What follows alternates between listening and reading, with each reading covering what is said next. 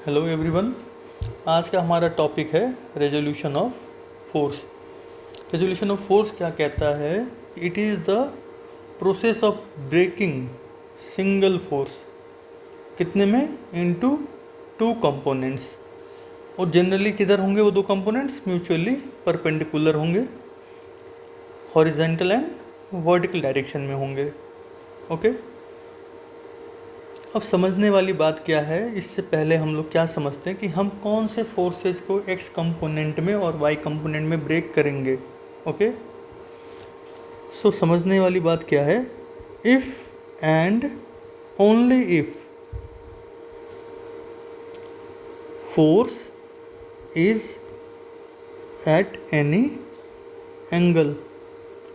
यदि फोर्स किसी एंगल पर है, किसी भी एंगल पर है, चाहे वो एक्स एक्सिस से बना रहा हो चाहे वो वाई एक्सिस से बना रहा हो, अगर वो किसी एंगल पर है तो ही हम लोग उसे ब्रेक करेंगे। एक सिंपल सा बात समझते हैं हम लोग। देखो, आप मान लो ये अगर कोई बॉडी है,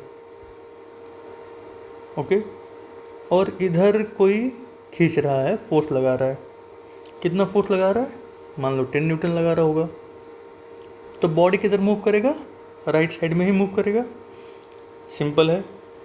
सिमिलरली अगर इसी बॉडी में कोई इधर फोर्स लगा रहा है, कितना लगा रहा है? मान लो 5 न्यूटन। तो जीतेगा कौन? ये जीतेगा 10 न्यूटन वाला। कितने से जीतेगा? 5 न्यूटन से। सो इसी चीज़ को हम लोग कैसे बना सकते हैं? कुछ इस तरीके से, और इधर फोर्स लगाएंगे और कितने से जीतेगा ये? 5 न्यूटन से। तो बात तो सेम ही है ना। हम लोग इस फिगर को ऐसे भी बना सकते हैं, इक्विवेलेंट फिगर है। तो एक्स एक्सिस में हमें कुछ करना ही नहीं है, ब्रेक करना ही नहीं है, आवश्यकता ही नहीं है। लेकिन सिमिलरली वाई एक्सिस में भी देख लेते हैं। मान लो ये कोई बॉडी है,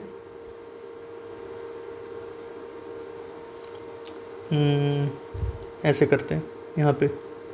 मान लो ये कोई एक बॉडी है और कोई यहाँ बंदा ऊपर खींच रहा है इसको। कितने से खींच रहा होगा? मान लो 20 न्यूटन। सो ये ऑब्वियसली अगर यही एक फोर्स है तो ये बॉडी ऊपर जाएगा 20 न्यूटन से। सिमिलरली अगर इसी में हम लोग ऐड कर दें कि कोई बंदा नीचे भी खींच रहा है, कितने से खींच रहा है? मान लो 10 न्यूटन से। तो एक 20 से खींच रहा है, एक 10 से खींच रहा है, सॉरी, ओके, यहाँ 10 से खींच रहा है। तो क्या होगा? ये 20 वाला ही जीतेगा। लेकिन कितने से ये जीतेगा? ये इतना हो गया हमारा यहाँ ये, और ये 10 न्यूटन से ही आगे जाएगा ऊपर ही डायरेक्शन में। सो एक्स एक्सिस या वाई एक्सिस में फोर्सेस हैं तो कोई दिक्कत ही नहीं है, हमें सोचने की बात ही नहीं है रिजल्टेंट निकालने के लिए।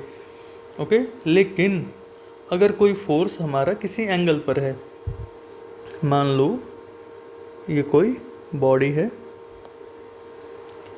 और फोर्स हमारा यहाँ पे लग रहा है, ओके, और कितने पे लग रहा है?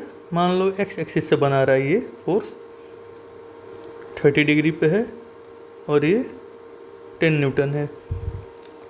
तो सिंपल सा बात क्या है हमारा कि अगर हम कंपोनेंट में ब्रेक कर रहे हैं तो जनरली दो कंपोनेंट्स आते हैं, एक एक्स कंपोनेंट और एक वाई कंपोनेंट। अब हमें एक्स में कॉस ही रखना है, वाई में साइन ही रखना है, या एक्स में हमेशा साइन रखेंगे वाई में कॉस रखेंगे, ऐसा कुछ है ही नहीं। इसका कॉन्सेप्ट क्या है हमारा? जो सबसे मेजर चीज़ नोट करने वाली चीज़ है कि फोर्स, ठीक है, समझो, फोर्स जिस एक्सिस से एंगल बनाएगा उधर कॉस थीटा होगा, और उसके परपेंडिकुलर डायरेक्शन में साइन थीटा होगा। आपको इतना समझना है और इतना याद रखना है। फिर से मैं बोल दे रहा हूँ ये चीज़। फोर्स जिस एक्सिस से एंगल बनाएगा, ये 10 न्यूटन 30 डिग्री, मतलब ये एक्स एक्सिस से एंगल बना रहा है। जिधर एंगल बनाएगा, जिस एक्सिस से एंगल बनाएगा उधर कॉस थीटा होगा। इट मीन्स इधर क्या होगा, कॉस थीटा। ये एक्स एक्सिस में क्या होगा, कॉस थीटा, और ये वाई एक्सिस में क्या होगा, साइन थीटा। यहाँ क्या होगा, साइन थीटा। तो भाई साहब हमने ऊपर ही क्यों लिया, ये नीचे ले लेते हम लोग वाई एक्सिस। लेकिन ये जो फोर्स है हमारा, ओके, ये फोर्स हमारा जो 10 न्यूटन का है, ये फर्स्ट क्वाड्रेंट का फोर्स है। ओके, सो फर्स्ट क्वाड्रेंट हमेशा प्लस एक्स और प्लस वाई से बनता है। तो हम लोग इसीलिए इसको हम लोग प्लस एक्स और प्लस वाई में ब्रेक करेंगे। सो हम लोग इस बॉडी को इक्विवेलेंट कैसे बना सकते हैं, सेम तरीके से हमने एक बॉडी बनाया ऐसे, एक फोर्स इधर लगेगा और एक फोर्स इधर लगेगा। हमने 10 न्यूटन 30 डिग्री हटा दिया, उसको हम लोग इस दो फोर्सेस पे हम लोग दिखाएंगे। सो इधर क्या होगा, 10 न्यूटन, इधर भी 10 होगा, फोर्स तो वही है, लेकिन 10 कितना, इधर क्या होगा, एक्स एक्सिस में कॉस होगा, कॉस कितना 30 डिग्री, और इधर क्या होगा, साइन 30 डिग्री। फिर भी अगर यही चीज़ क्लियर नहीं हुआ, मान लो अगर ये फोर्स 30 यहाँ नहीं, 30 कुछ अलग तरीके से होता।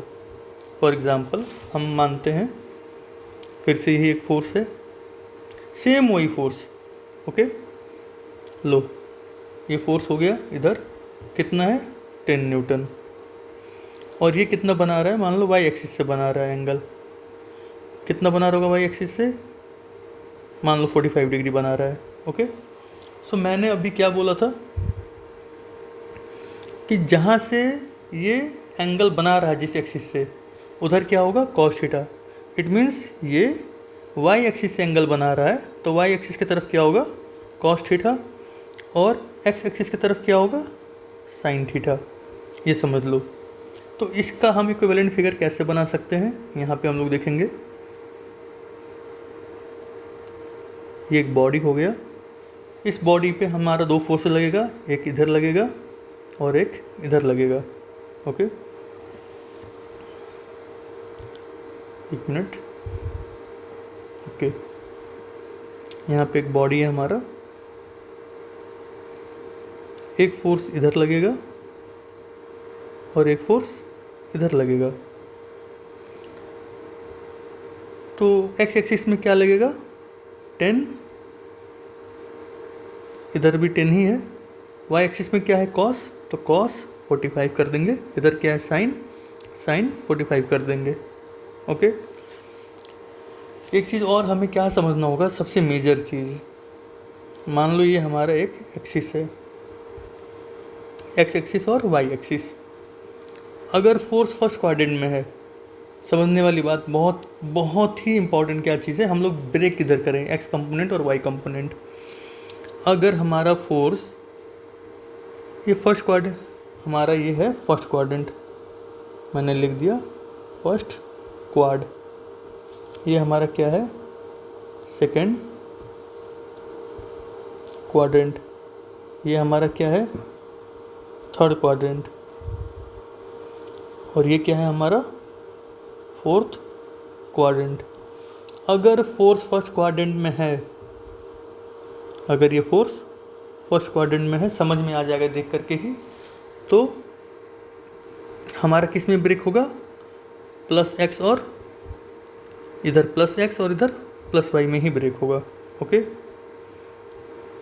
अगर हमारा फोर्स सेकंड क्वाड्रेंट में है, मान लो यहाँ पे सेकंड क्वाड्रेंट में इधर, तो हमारा किधर ब्रेक होगा, इधर वाई में और इधर एक्स में, क्योंकि सेकंड क्वाड्रेंट का यही है एक्सिस। अगर सिमिलरली हमारा थर्ड क्वाड्रेंट में है फोर्स, अगर यही फोर्स थर्ड क्वाड्रेंट में है, तो थर्ड क्वाड्रेंट में क्या होगा, थर्ड क्वाड्रेंट तो इसी से बन रहा है, तो ब्रेक एक इधर होगा और एक इधर होगा। सिमिलरली अगर यही फोर्स फोर्थ क्वाड्रेंट में है, ओके, इधर, तो क्या होगा, इधर प्लस एक्स में ब्रेक होगा और इधर माइनस वाई में ब्रेक होगा। तो अभी के लिए इतना ही रखते हैं। नेक्स्ट क्लास में हम लोग न्यूमेरिकल्स देखेंगे on the topic of resolution of force. आज के लिए इतना ही। Thank you.